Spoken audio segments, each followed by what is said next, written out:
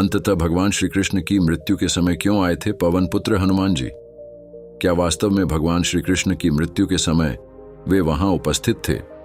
अगर उपस्थित थे तो फिर हनुमान जी ने श्री कृष्ण को मृत्यु के मुख से क्यों नहीं बचाया?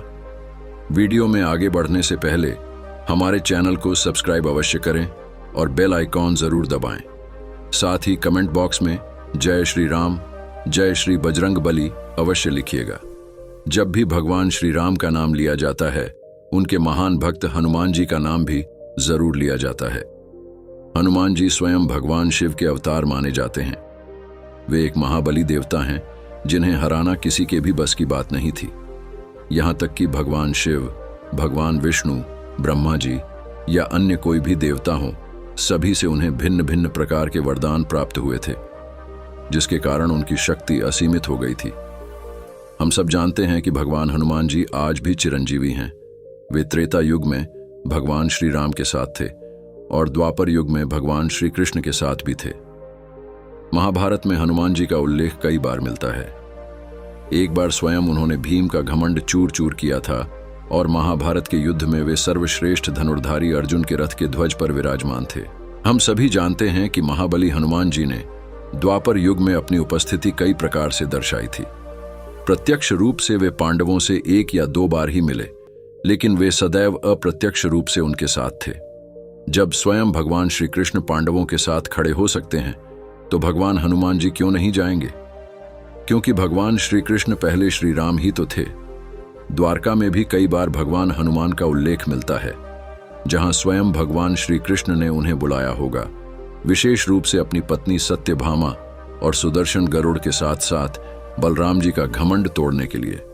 महाभारत के युद्ध के समय वे प्रत्यक्ष रूप से सबके सामने आए थे, जहां स्वयं भगवान श्री कृष्ण के कहने पर और अर्जुन की विनती करने पर ही वे अर्जुन के शक्तिशाली रथ के ध्वज पर विराजमान हुए थे। इससे अर्जुन की शक्ति कई गुना बढ़ गई थी, क्योंकि उनका रथ किसी भी साधारण या दिव्य अस्त्र से चकनाचूर नहीं हो सकता था। लेकिन महाभारत का युद्ध समाप्त होने के बाद वे पुनः अपने स्थान पर लौट गए थे, जहां वे सदैव भगवान श्री राम का जप करते रहते थे। महाभारत का युद्ध धर्म की विजय का प्रतीक था और भगवान श्री कृष्ण ने अपनी कूटनीति और तपोबल से अधर्मियों का नाश कर दिया था और धरती से सभी अधर्मियों को मिटा दिया था। इसके बाद उन्होंने अपने अंत समय में अपना शरीर त्याग कर वैकुंठ धाम की ओर प्रस्थान करने का निश्चय किया।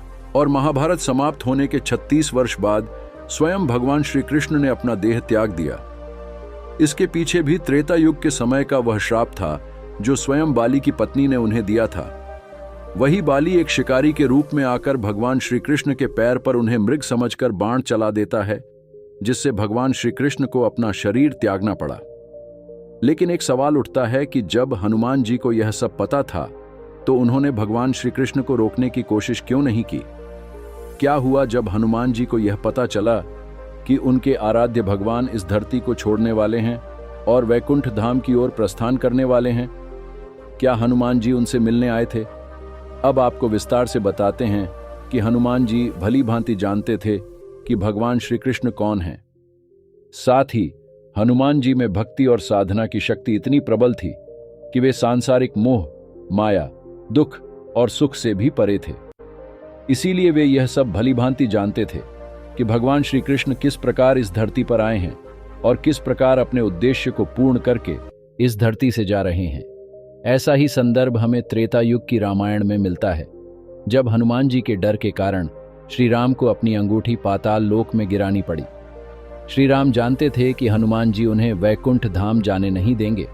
इसके बाद वासुकी नाग की सहायता से उन्हें श्री राम की हजारों अंगूठियों का पता चला। अब बात करते हैं कि क्या वास्तव में हनुमान जी भगवान श्री कृष्ण से मिलने आए थे? इसका उत्तर है नहीं।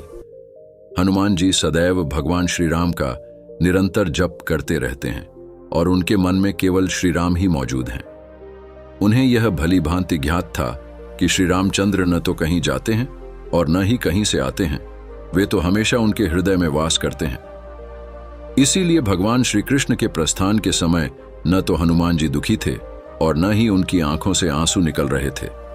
मिलने की बात पर ऐसा कहा जाता है कि स्वयं हनुमान जी प्रभु श्री राम अथवा श्री कृष्ण के परम भक्त हैं।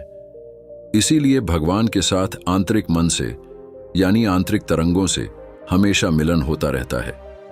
इस प्रकार से कहा जा सकता है कि श्री कृष्ण और हनुमान जी अपने अंतर्मन से हमेशा एक साथ रहते हैं और हनुमान जी हमेशा अपने भगवान के ध्यान में लगे रहते हैं। इस प्रकार भगवान हनुमान जी के साथ उनके अंतर्मन में विराजमान रहते हैं। तो सच्ची श्रद्धा के साथ हम प्रभु श्री कृष्ण, प्रभु श्री विष्णु और बजरंग बली श्री हनुमान जी के चरणों में प्रार्थना करते हैं कि हम तन, मन और धन से पूरी तरह स्वस्थ रहें और उनके आशीर्वाद सदैव हमारे पर बना रहे। और आप सभी से भी निवेदन है कि हमारे चैनल को सब्सक्राइब अवश्य करें और कमेंट में जय श्री राम, जय श्री कृष्ण और जय बजरंग बली अवश्य लिखें। आप सभी का धन्यवाद।